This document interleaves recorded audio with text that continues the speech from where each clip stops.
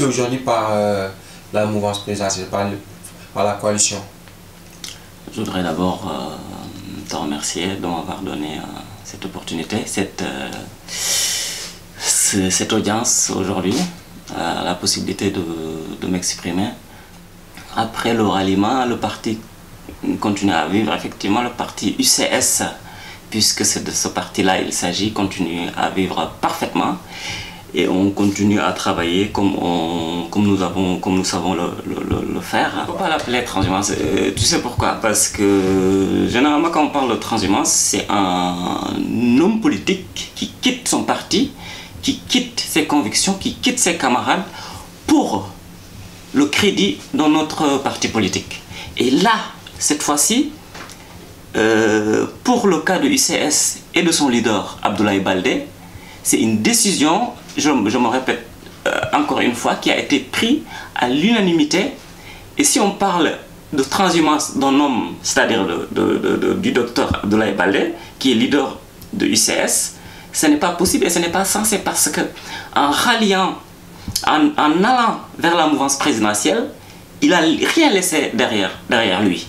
Alors que sur la notion de transhumance, il a quand même quitté quelque chose. Et là, il n'a rien quitté. Il a quitté vos convictions quand même. Il n'a pas quitté nos convictions. Il n'a pas quitté nos convictions parce que les convictions sont au sein du parti. Les convictions sont avec nous.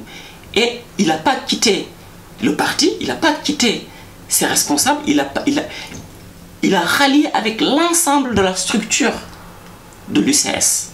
Et ça, c'est important. Il faut faire une précision là-dessus. Il l'a dit lui-même.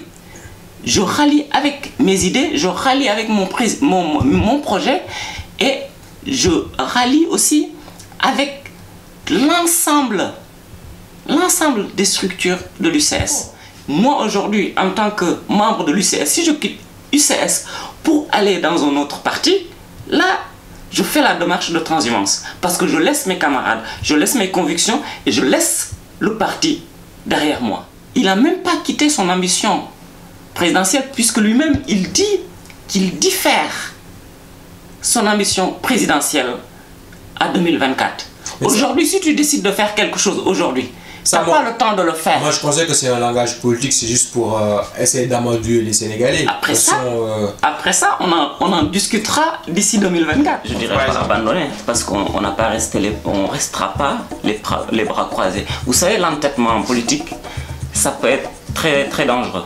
L'entêtement, ou alors avoir trop de, et on le voit aujourd'hui au Sénégal, et même au-delà du Sénégal, avoir trop d'ambition personnelle, ça peut être dangereux pour la politique.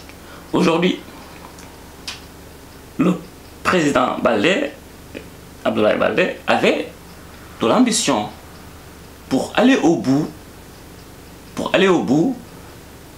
de ces élections-là, en tout cas, pour être le président du Sénégal. Mais de toute façon, vous auriez pu aller jusqu'au bout. Si vous dites avoir pu ramasser en fait... On aurait pu, mais vouloir n'est pas pouvoir. Évidemment, vous n'avez pas pu avoir les signatures qu'il faut. Vous n'avez pas pu avoir le nombre de parrainages. Si les nombres de parrainages étaient effectifs, on a eu tous les parrainages, mais les conditions ne se situaient pas là. Parce que, en tout cas pour valider une candidature à la présidentielle, il y a d'autres paramètres, il n'y a pas que le parrainage. C'est vrai que le parrainage était un paramètre à prendre en considération. Mais ce défi-là, on l'a relevé. Parce qu'on avait largement le nombre requis de parrainage. Les autres défis, hélas, il y avait des défis peut-être humains, des défis, comme tu le sais bien, des défis peut-être financiers, des défis matériels. Il y a d'autres paramètres. Et puis aussi, l'urgence tout simplement de répondre aux demandes et aux interrogations et aux attentes des Sénégalais. C'est-à-dire que si le président a sillonné le Sénégal a rencontré les Sénégalais, et Dieu sait qu'il l'a fait, il a eu des demandes urgentes, il a eu de l'espoir. Si un peuple a de l'espoir pour un homme comme Abdoulaye Baldé, la réponse la plus efficace, c'est de redescendre sur terre et de dire que ce qui est... de faire le point. Ça c'est possible, ça ce n'est pas possible. Et pour être efficace, il faut faire le choix de la possibilité. Et comme il a toujours été, en tout cas, il avait les portes ouvertes, Macky Sall lui a toujours ouvert les portes pour qu'il rejoigne, en tout cas, la mouvance présidentielle. Aujourd'hui, s'il n'a pas les moyens d'aller jusqu'au bout, la raison et la lucidité voudraient qu'il l'accompagne et, en tout cas, qu'il est. Il aurait pu basculer vers Ousmane Sonko. Ils sont tous deux des sudistes, n'est-ce pas? Tous deux jeunes aussi. Donc, pour moi, en fait, l'UCS aurait pu rallier, en fait, voilà, le parti de Ousmane Sonko. On ne va pas rallier pour faire des compositions, en tout cas pour amuser la galerie. On rallie parce que déjà on a des convictions proches. On rallie parce que déjà il y a une discussion sur la table. Est-ce que cette démarche-là a été faite? Est-ce que nos convictions, en tout cas les convictions de l'UCS, c'est de rassembler les Sénégalais ou de les diviser? À toi de me dire. Tout le monde sait que Abdoulaye Baldé est un homme de consensus. Abdoulaye Baldé, c'est un homme qui rassemble. C'est pas Ousmane Sonko. Aujourd'hui, il fait le consensus au Sénégal. Tout le monde est d'accord que Ousmane Sonko apporte une vision politique. Il ne faut pas confondre consensus et show. Tout le monde. Il ne faut pas confondre consensus et show. Pourquoi pensez-vous qu'Ousmane Sonko fait du show? Il fait du show parce que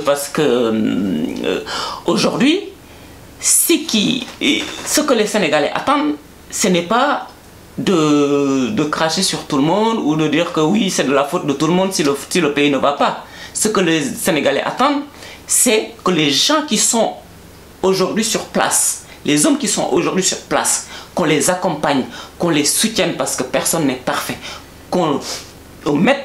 Mais le Sénégal a toujours été composé par ces hommes qui sont sur place, dont vous parlez, oui, et qui n'ont jamais réussi à faire bouger les choses. Donc c'est normal qu'Ousmane Sonko veuille changer l'ensemble du système. Un système qui est là depuis les années 60, qui n'a jamais fonctionné. Ça, je pense qu'il est le seul à le croire parce que les Sénégalais ont compris aujourd'hui que c'était un jeu de communication. D'ailleurs, en parlant du système, j'ai vu, je pense comme vous, que pour encore continuer à faire son show, ils ont sorti des rumeurs disant que lui-même, il récupère les cadres du système qu'il fustige. Si tu n'as pas besoin de quelque chose, si tu dis que quelque chose est vraiment pas bon, pourri, et un bon jour tu te lèves, tu dis que ah, ben, je vais ramasser les choses en tout cas de cette chose-là qui s'effondre ou qui ne s'effondre pas. Donc j'ai vu sur les médias, sur un article de médias, qu'il y a des cadres de APR et de l'UCS qui ont rejoint son parti politique. D'ailleurs, j'ai vu... Lui, il est content de cette situation-là. Le responsable des jeunes, Pamon Djoko, a fait un démenti sur l'observateur, disant que... Tous les responsables, en tout cas bon nombre de responsables de UCS, sont montés au créneau pour dire que c'est complètement faux. C'est la preuve est que c'est pas fondé et même insensé. En tout cas, c'est une bataille médiatique en fait à la veille des élections présidentielles. On ne sait pas qui a raison ou qui a tort forcément. La bataille médiatique, on n'est pas dedans. Ce qu'on pourrait dire, c'est que les deux bataille médiatique, on n'est pas dedans. Nous, on est sur le terrain. Mais si, c'est une bataille médiatique. Ce n'est pas une bataille médiatique. Vous avez aussitôt réagi sur la presse locale. Est-ce que vous avez vu quelqu'un de UCS attaquer Sonko? Est-ce que vous avez vu quelqu'un de UCS attaquer un autre responsable? Justement, la bataille. C'est la réplique que vous avez posée. On n'acceptera jamais qu'on nous attaque sur des choses fallacieuses. On ne l'acceptera jamais. C'est vrai qu'on n'est pas du genre à faire le tour des médias, ce qu'on appelle le baptême des médias, à parler à parler, on est sur le terrain, on travaille, on échange avec nos militants. C'est ça notre démarche. Après, je ne suis pas sûr qu'il y ait 100 cadres qui ont quitté cette démarche-là, on a hérité de notre leader. Abdoulaye Baldé, c'est quelqu'un. La vérité est qu'il y a une fracture au sein de l'UCS. Abdoulaye Baldé, c'est quelqu'un. Il y a eu des départs, il y a eu des frustrations. Ça, c'est une vérité que... Des frustrations. Le parti doit pouvoir reconnaître. Il y a une fracture. Si toi, tu es journaliste, si tu écris un article aujourd'hui, l'article doit être basé sur des preuves, il doit être basé sur des choses, sur des choses concrètes. On est d'accord qu'il y a eu des militants, aussi peu soit-il, qui ont quand même quitté le parti de l'UCS après la décision. Un militant, ce n'est pas un cadre. Donc, dans ce cas-là, si on avait dit que suite au ralliement, il y a eu des mécontentements, donc il y a eu des militants qui ont décidé de ne pas continuer à soutenir le parti. Il faut dire que militant ou pas, en tout cas, nous partons dans des échanges très importants. Quel parti Qui sont les élections présidentielles. Quel parti? Donc chaque militant, chaque voix de militant compte. Quel parti au Sénégal qui n'a pas eu des mouvements, qui n'a pas eu des voix qui se lèvent? Heureusement d'ailleurs, parce que c'est ça aussi la démocratie. C'est ça aussi une structure, c'est ça une organisation. Dans une organisation, plus ça avance, c'est une bonne nouvelle. Plus ça avance, en tout cas, ou s'il y a des changements, s'il y a des jeux d'organisation, il y a forcément des gens qui sont pour et des gens qui sont contre. Aujourd'hui, il y a des rumeurs sur le parti sur ce fameux PASTEF. Moi, ça ne m'intéresse pas de le commenter. Ça ne m'intéresse pas d'aller à la télé dire que oui, vous avez vu, à PASTEF, ça ne va pas. Parce qu'il y a des gens qui parlent. Pourquoi pensez-vous qu'à PASTEF, ça ne va pas? Je ne le pense pas. Mais il y a des articles et des rumeurs qui le parlent. Est-ce que moi j'ai le temps? Est-ce que j'ai le temps de commenter ces rumeurs-là? Non. Parce que ce qui m'intéresse aujourd'hui, ce qui m'intéresse aujourd'hui, c'est ICS. Il s'agit de l'entourage de Sonko. Il y a une sorte de guerre de position. Vous le savez, vous êtes au courant, vous êtes bien informé et aussi informé que moi. Il y a une guerre de position autour de Sonko et il y a même des cadres, en tout cas, à cause de cela, qui quittent parce qu'ils se rendent compte que ce qu'Ousmane Sonko vend aux Sénégalais, c'est une poudre de perlimpinpin. Je suis désolé. Toute structure... Il y a une bataille de positionnement. Il y a une bataille de positionnement, mais est-ce qu'on en a fait de chou gras? Non. Parce qu'on n'a pas le temps. Mais si, parce que là, je ne sais pas, vous en parlez. Je te donne un exemple. Bon, que dans tous les partis, il peut y avoir des soulèvements de voix. Ce qui est sûr. Il peut y avoir des soulèvements de voix dans tous les partis. Comme pense beaucoup de Sénégalais, la fusion Ousmane Sonko et UCS d'Abdoulaye Baldé aurait pu faire très très mal en fait au parti qui est actuellement au pouvoir. Malheureusement, ça n'a pas été le cas. Donc là, on passe sur autre chose. Maintenant, parlant de votre alliance ou de votre ralliement, quel est aujourd'hui en fait le rôle que UCS peut jouer en fait au sein de la coalition présidentielle? À part le fait que UCS est un parti qui a une philosophie. À la tête de ce parti, un homme de consensus, je l'ai dit tout à l'heure. Un homme. Parce que là, moi j'ai l'impression que vous êtes confus. Tu me poses une question. Laisse-moi répondre. Je m'exprime. Moi j'ai l'impression qu'il y a une confusion au sein de l'UCS, que vous ne savez pas en fait où mettre les pieds. Parce qu'en fait, vous parlez de ralliement. Je devais partir de la moitié. Tu me poses une question. Oui, tu me poses une question sur le statut. Vous me laissez développer maintenant. Vous me laissez juste développer. Je n'ai pas le droit de répondre à la question. Non, mais si. En fait, il y a un rapport entre la question que je pose et ce que je suis en train de dire. J'ai vu en fait hier ou avant-hier que le responsable des jeunes Pablo Maïdjokou a parlé en fait d'une certaine académie centriste. Donc là aujourd'hui, vous êtes dans la coalition présidentielle et derrière en fait vous faites des activités en solo. Finalement en fait on a l'impression que vous êtes perdu. Non, c'est pour vous dire que UCS est un parti au-delà des clivages. Notre ralliement n'enlève en rien le fait qu'on va continuer à travailler. UCS est un parti indépendant. On rentre dans un mouvement qui est composé de plusieurs partis, qui est composé de plusieurs mouvements de soutien. Cela n'enlève en rien notre activité de parti. on a des militants, on a des sympathisants, on a des responsables qui, au quotidien, travaillent dans les régions. Donc, justement, cette académie centriste, aujourd'hui, qui est une académie qui sera organisée par les jeunes du parti, l'UJEC, dirigée par Mamamaï Diokou.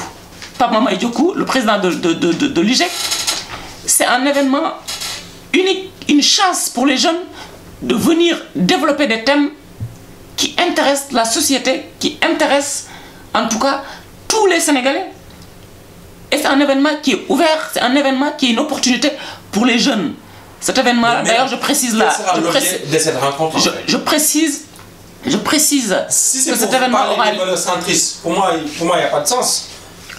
Si vous faites une académie pour parler du centrisme, sachant que vous n'allez pas vous présenter aux élections qui viennent, sachant qu'aujourd'hui la priorité c'est que vous les centristes, que vous réussissez. On n'est pas nombriliste, cet événement ne parle pas que des valeurs centristes.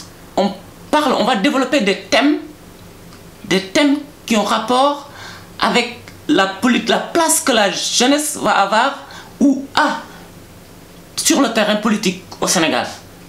On peut parler de l'emploi. L'emploi, il n'y a pas que UCS. On peut parler de la formation. La formation, il n'y aura pas que UCS. Ce n'est pas un thème qui intéresse que l'UCS. Pour moi, en tout cas, la priorité de l'UCS devrait être en fait la réélection du président Macky Sall. Et ça le reste. Ça le reste. Mais je précise encore une fois que à l'intérieur de cette coalition où on va se battre jusqu'au bout pour atteindre notre objectif qui est la réélection du président de la République Macky Sall. Parallèlement à cela, UCS va continuer ses activités parce que c'est un parti d'action. Donc le thème c'est un parti d'action. Le thème devrait être comment réélire le président Macky Sall, sachant que ce n'est pas encore joué là. vous êtes en train d'interrompre pour moi. Non? Comment réélire le président Macky Sall, ça on le sait déjà. On le sait déjà. Parce qu'il n'y a personne en face. Il faut commencer par gagner le Sud. Sachant que Sonko a quand même récupéré beaucoup de membres de l'UCS. Vous êtes le seul à le croire. Vous êtes le seul à le croire parce que Sonko récupère ce que l'UCS ne vaut plus. Les gens qui sont plus dans l'UCS depuis 2014. Peut-être que si on en voulait, il resterait dans l'UCS. UCS, sa structure est restée intacte. Intacte. Ça, c'est sûr, est resté intact, est resté derrière son leader et derrière Abdoulaye Baldé.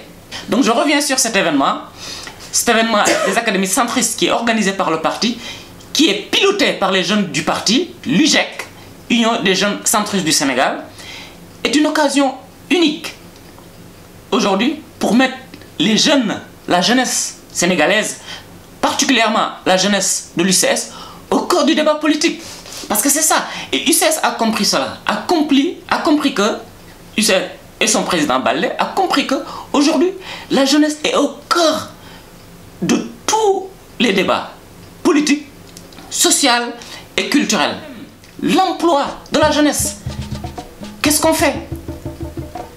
Qu'est-ce qu'on fait? Qu'est-ce qu'on peut apporter au projet de Macky Sall, à son PSE? Et c'est ça l'enjeu. C'est ça qui est au cœur de la préoccupation du parti. Et c'est ça, aujourd'hui, qui préoccupe notre leader Abdoulaye Baldé. Macky Sall, il a déjà une solution pour son PSE, sachant qu'il vient de débloquer les fonds, en tout cas d'avoir des promesses.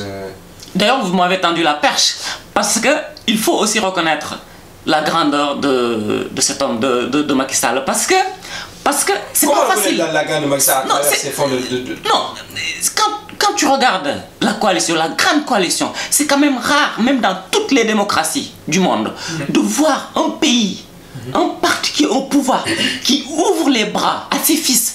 C'est extraordinaire. Aujourd'hui, dans la coalition, dans cette coalition, que Macky Sall a récupéré en tout cas, c'est des personnes qui ne représentent absolument rien du tout au niveau de l'électorat du Sénégal. Comment tu peux dire à une personne qui ne représente rien du tout? Je ne permettrai pas de dire ça. Je parle des bases politiques. Ils n'ont pas de base politique. Aujourd'hui, ce que je sais, c'est que Macky Sall a su mettre de côté les clivages et a ouvert les bras à de hommes politiques faut comprendre que le parti au pouvoir a ouvert les bras, malgré les critiques. Passe une période très difficile. Je vais finir. Le président a peur parce qu'il sait qu'il n'a pas encore gagné les élections. Je vais finir. Il n'a pas besoin d'avoir peur. Il est le président de la République. Moi, je pense qu'il a peur. Il est le président de la République actuellement. Vu l'environnement politique il fait son boulot du Sénégal. Tout n'est pas parfait. Il fait son travail. Tout n'est pas parfait. Il a un plan pour le Sénégal. Tout n'est pas parfait. Mais aujourd'hui, ce que je veux saluer, et Dieu sait que je ne suis pas de APR, je m'identifie UCS, mais au moins, il faut de temps en temps savoir reconnaître, il a de l'élégance politique. Non, parce que, non, je suis désolé, on ne peut pas parler de l'élégance politique. Je vais finir. Je suis désolé, Issaka, on a vu comment ça s'est passé avec les opposants directs de Macky Sall. Je ne vais pas commenter. On citait Khalifa Sall, on citait Karim Meïssa Wade. Je ne vais pas commenter ça. On ne peut pas parler de l'élégance politique. Ce que je dis, c'est que je l'ai entendu et j'ai vu dans son action de dire que venez, on est tous des fils du Sénégal. Et c'est ça. Pourquoi je milite pour UCS? Parce que c'est ça. Moi, je crois que c'est un discours politique. Il a toujours dit venez, je mets porte ouverte. Et au final, il prend toujours les décisions. C'est faux. Qui l'arrangent. À un moment donné, il faut oublier la politique. À un moment donné. Parce qu'il y a la dimension humaine aussi. On est des frères. On est des sœurs. Il y a d'autres partis qui sont en train, en tout cas, de développer dans l'inconscience collective la discorde. Ce n'est pas le moment de se diviser. Aujourd'hui, l'urgence, c'est de s'unir. L'urgence, c'est en tout cas, chacun de son côté apporte une pierre à l'édifice pour qu'on continue. À lui tout seul, il ne pourra pas construire le Sénégal. On travaillera nuit et jour pour que le président Macky Sall soit réélu. Parce qu'on doit sauver ce qui a existé jusqu'ici, la paix, la sérénité, la cordialité, la fraternité qui est au Sénégal.